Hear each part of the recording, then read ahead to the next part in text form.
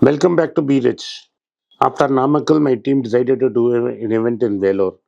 We have familial connections with Vellore. My father went to college in Vellore. He attended the Wooders College. So we are doing an event in Vellore on the 20th and 21st of July. Those desirous of attending this event should contact the WhatsApp number given below and send a message to the Gmail ID that is also given. Try to call as early as possible to avoid rush and disappointment. Because in Namakkal, we had to decline a lot of people who wanted to attend the event.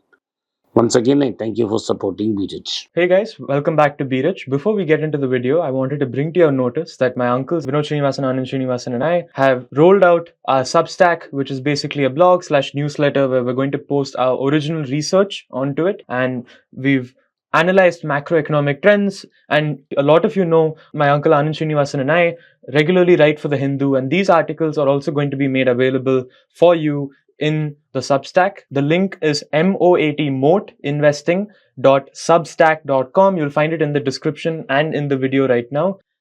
We hope you go check it out. We've put a lot of time and effort into it. And please give us comments and feedback on what you read. Thank you. Hey guys, welcome back to Viraj. Today we're going to be talking about the power of maintaining an investment journal. Yes, we are outside, but we've parked to the side of the road. The weather is nice, so we thought we'd record from outside and bring you a different setting for the video. So today the topic is the power of investment journals. This is an article which was written by the Rational Walk, who we follow and we read their articles of. And this one is a very important one. This is something all of us should be doing as investors. And let's look at what points which the person who authors Rational Walk talks about, and let's see what we have to gain from it. So he starts off by saying that from 2000 to 2010, the first decade of the 21st century had been a very poor one for the S&P 500. So going from bubble to bubble, you had a minus 7% total return during this period with dividends reinvested. And if we accounted for inflation in the US, the return would have been a steep minus 27.5%. You would have lost over 1/4 of your money if you had invested at the start of 2000 and taken it out at the end of the decade. So that being said, Rational Walk, who professionally managed money and then became a full-time investor during that decade, said that he performed very badly in 2009. Although the market recovered from the crash during that year and the market had gone up by 29.5% within 1 year, he only made 5.5%. And he says that he traded, long story short, he performed poorly because he traded too much. He remained in a bearish position on the market for too long, and he didn't sit still. He performed too much action in the market. That is, he sold and bought, and there were a lot of brokerage charges along with losses which he realized during that period, which led him to have a 5.5% gain compared to the broader market gain of 26.5%. So then after the year, he was very troubled and he was ashamed of his return, and he wanted to go back and see what exactly his thought process was and do a deep dive or dissection of what his investment journey was during 2009, that is. And when he wanted to do that, he wasn't able to. He found that he wasn't able to recall or recollect what thought process went into the actions he put in. And he analyzed the numbers using Excel sheets, as we recommend doing so. And he could only look at the numbers and try to piece together what he thought back then. But he had no concrete idea of what was the idea behind what he did. So that was a big problem for him. So when he wanted to go back and revisit, he was unable to do so. Revisit his decisions, he was unable to do so. And he says that memories are simply too fallible and are prone to retroactive modifications as time passes. So as time passes, you end up changing the facts until it becomes a story which you want to believe in rather than what actually it was. And then this is where the power of investment journals come in. But before we get to that, he says that during 2009, he made 29 purchases and 16 sales. This is a huge amount.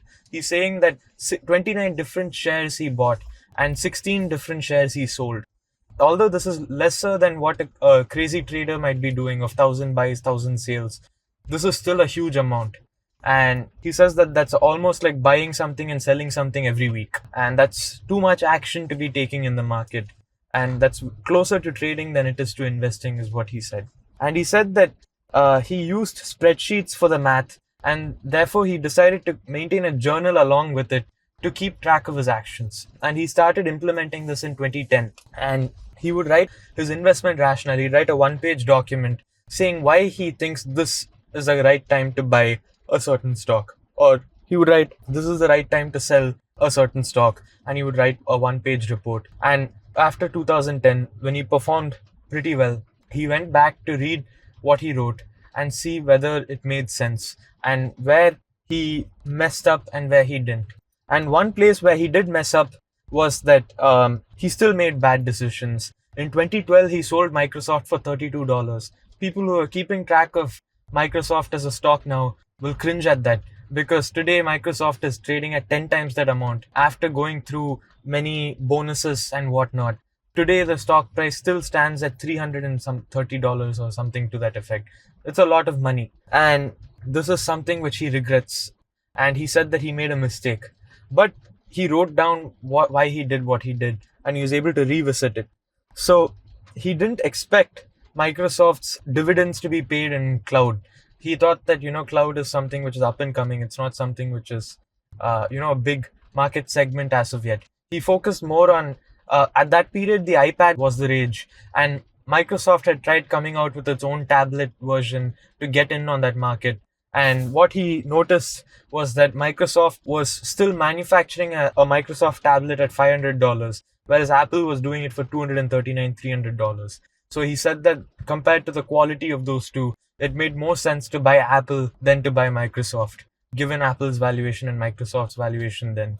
And he ended up selling Microsoft, and he sold it for about $32. And after Microsoft's results, and Microsoft did perform badly as a stock for the next 2 years after that. So it seemed as if he was right.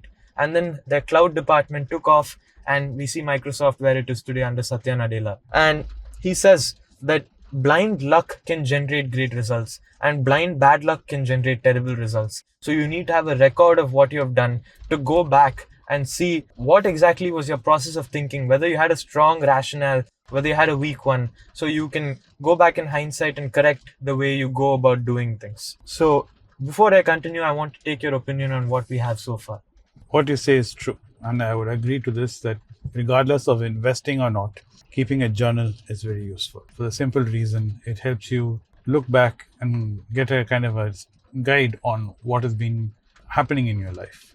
Because in journaling, what happens is sometimes you record small anecdotal things which may not be significant at that time. Hey, I decided to have this for breakfast. Or hey, this long-time friend of mine suddenly reached out, and might best be a footnote of that day. But many years later, that small incident could be something that has propelled your life in a certain direction or a trajectory. And you can trace it and see, this small, like he said, insignificant, blind luck, be it good or bad, has taken me in this direction, and kind of give you some kind of understanding on how life is when it comes to this. And this is very true in investing. Sometimes you happen to chance upon an article and you decide to stay with an investment. Or like the case of Microsoft, you did some analysis and you left it, and you're wondering why you did it, and you're not able to understand it. Keeping this kind of journaling is important. I would say starting younger would be wiser, as all things compounding, even information compounds, your knowledge compounds, because you keep diligent records of this. And most importantly, like Sashwath started off by saying, memory is fallible. It can change, because our minds and our brains are like that. We find it very hard to recollect what we had last week for Monday for breakfast. We'll have to really think hard and try to piece it together and get there, and we may even get it wrong.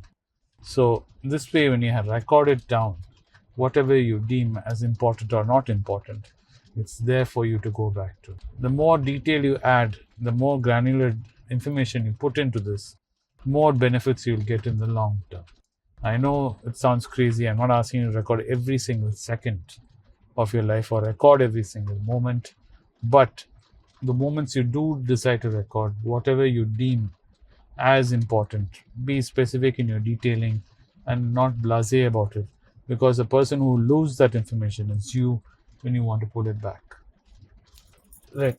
And he prescribes saying that 4 years ago during COVID, he started maintaining a morning journal as well, along with his investment journal, where he started writing down a stream of consciousness onto a journal. And he said that along with his major investment decisions, he would go back and review what his frame of mind was when he made that investment decision and made that entry on his investment journal. He'd go to his morning journal and see what he was exactly thinking about. And during COVID, he made a lot of money because he had a very calm state of mind, and he could go back to his journal and see that, look, he was anxious about the virus and stuff, but he wasn't anxious about putting food on the table. He wasn't anxious about needing the money for tomorrow, or how am I going to pay for rent, how am I going to pay for groceries. So he was able to view his investments with a very rational state of mind. And today he writes that in his article because he was able to go back to his morning journal and see, yes, how did I feel when I was making that decision that morning. And he says, before you reach for your phone or reach for your laptop, write down a stream of consciousness so you can document how your mental state is, so that you can review how you were feeling that at that point, and you can connect the dots. And next time you feel panicked in the morning, you stay away from making an investment decision for that day. You'll say, okay, you know what, nothing's going to get lost in a day. I can wait another day, and when I feel better tomorrow, I can come back and make that decision if it's still worth it. And finally, he says that if you don't have an investment journal, like most of us don't, he says go back and look at your position and try to write a one-page report for each of them in your investment journal to the best of your abilities, so that you have a record now, and keep doing it for every major investment decision you make, because this is what you can go back to revisit on. It's like taking a part of your brain and imprinting it onto a notebook.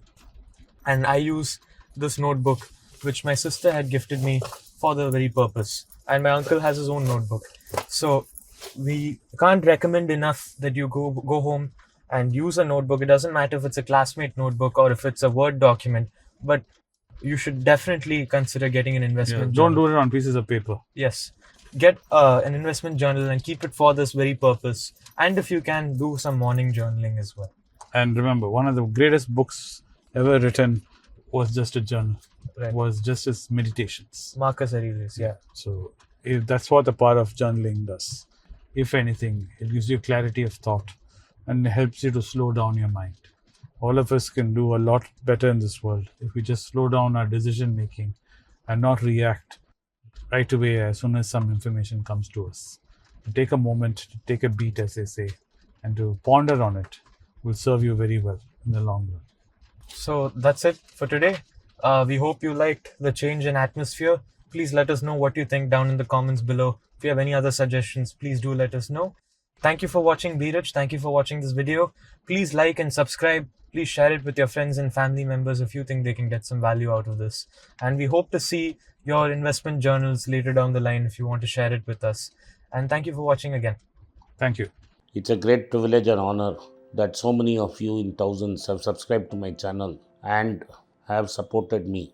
I have written 2 books in English, The Alchemy of Money and Ordinary Stocks, Extraordinary Profits. These books are published by us and are ready. If you want to procure a copy, send us a message to the WhatsApp number given below and my team would respond to you. If you want an Amazon Kindle copy, you can click the link below. Finally, those who wish to consult with me can send a mail to berichenglish@gmail.com. Once again, I thank you for your support. If you like this video, press the subscribe button of my channel, hit the like button and turn on the bell notification.